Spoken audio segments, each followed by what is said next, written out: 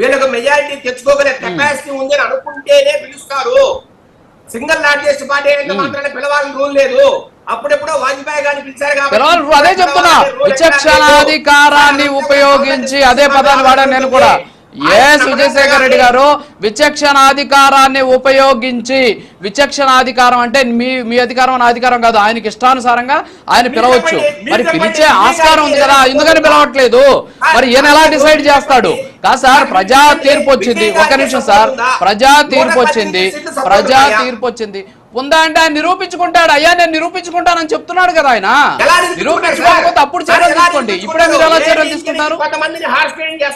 అరే మీకు ఎలా తెలుసు సార్? మీరు కూడా ఎలా మాట్లాడితే ఎలాగా? మీకు ఎలా తెలుసు? నిరూపించుకోలేడని మీకు ఎలా తెలుసు? చెప్పండి. ఒక నిమిషం, నిరూపించుకోలేడని మీరు ఎలా చెప్తారు చెప్పండి నాకు? నిరూపించుకోలేడని మీరు ఎలా చెప్తారు నాకు?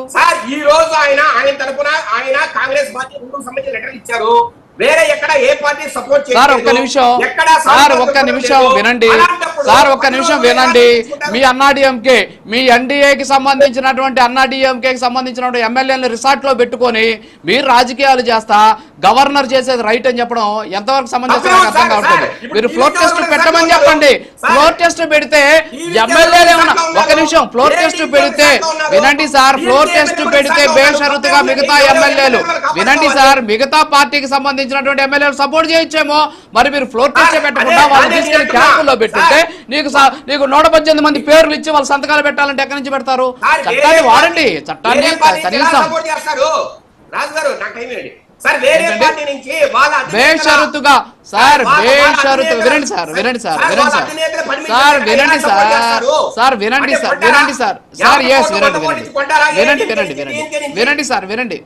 సార్, మీరు గతంలో మీరు 2014 అధికారంలోకి వచ్చినప్పుడు తీసుకుని మంత్రి పదవులు ఇచ్చినట్టు కాదులే కానీ ఇది ఇప్పుడు చెప్తా వినండి. మీకు వాళ్ళు బేషరతుగా వాళ్ళు వాళ్ళకి అవసరమైన సపోర్ట్ చేస్తారు. వినండి సార్,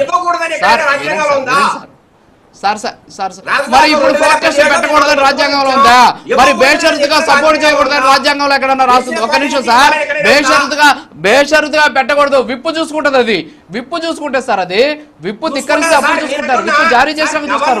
ఏమో మరి డిఎంకే పార్టీకి సంబంధించిన ఎమ్మెల్యేలు సపోర్ట్ చేస్తారో ఎవరికి తెలుసు? డిఎంకే పార్టీకి సంబంధించిన